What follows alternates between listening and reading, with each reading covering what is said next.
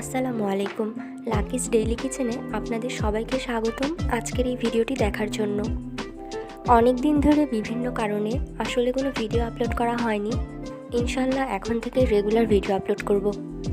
অনেক দিন ধরেই মিষ্টি কিছু খাওয়ার ক্রেভিং হচ্ছিল, তাই ভাবলাম বুটের হালুয়া বানানো যাক।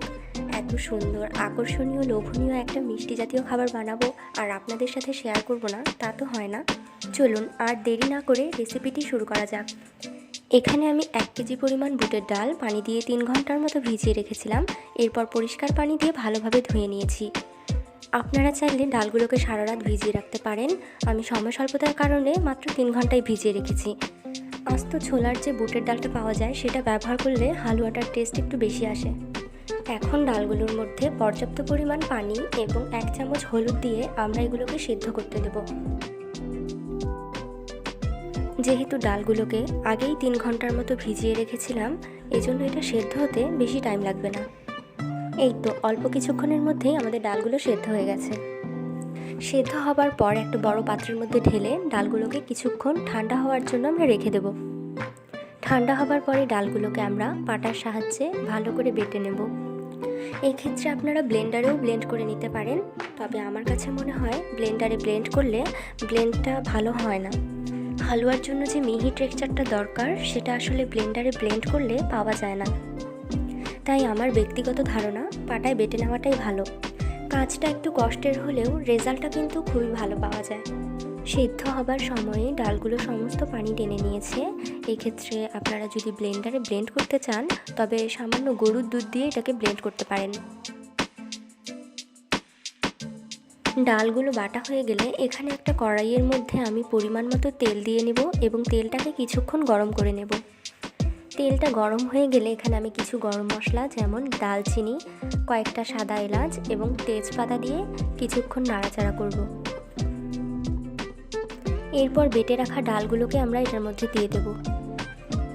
আমি এখানে হালুয়াটা খড়ির চুলার মধ্যে করছি, কারণ গ্যাস অথবা অন্যান্য চুলার মধ্যে রান্নার যে টেস্টটা আসে খড়ির চুলার মধ্যে সেই টেস্টটা দ্বিগুণ হয়ে যায়।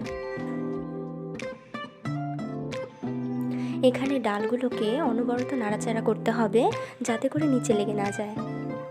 কিছুক্ষণ নাড়াচাড়ার পরে ডালগুলো যখন একটু টাইট হয়ে আসবে তখন এখানে আমরা পরিমাণ মতো চিনি অ্যাড করে দেব। মিষ্টিটা এখানে যে যার টেস্ট অনুযায়ী ব্যবহার করবেন। আবার হালুয়াটা রান্নার পর ঠান্ডা হয়ে যাবার পর কিন্তু মিষ্টির পরিমাণটা কমে যায়, এজন্য সেভাবে বুঝে শুনেই চিনিটা ব্যবহার করার চেষ্টা করবেন। এরই মধ্যে আমি আসলে এখানে আরও একটা জিনিস দিয়েছিলাম, সেই জিনিসটার ভিডিও ক্লিপ আসলে নেওয়া হয়নি। সেটা হচ্ছে গুঁড়া দুধ। গুঁড়া দুধ অথবা আপনারা এখানে লিকুইড গরুর দুধটা ব্যবহার করতে পারেন।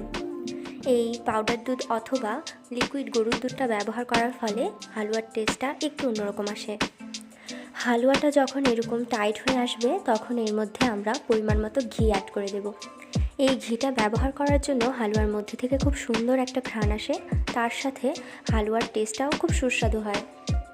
আরও একটা জিনিস বলে রাখি, হালুয়াটা আমরা এখানে যত বেশিক্ষণ রান্না করব ততই বেশি মজা হবে। মোট কথা বুটের যে কাঁচা গন্ধটা সেটা যেন একদম না পাওয়া যায়।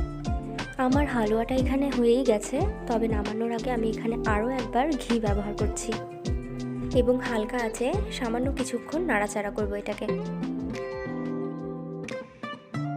হালুয়াটিকে চুলা থেকে নামিয়ে আমরা এটাকে একটা বড় ট্রের মধ্যে এভাবে সমান করে রেখে দেব বরফি কাটার জন্য, এবং এটা পুরোপুরি ঠান্ডা হয়ে গেলেই এটার বরফি কাটবো। বরফিগুলো সমান করে কাটলে কিন্তু দেখতে বেশ সুন্দর লাগে। আমারটা একটু ছোট বড় হয়েছে।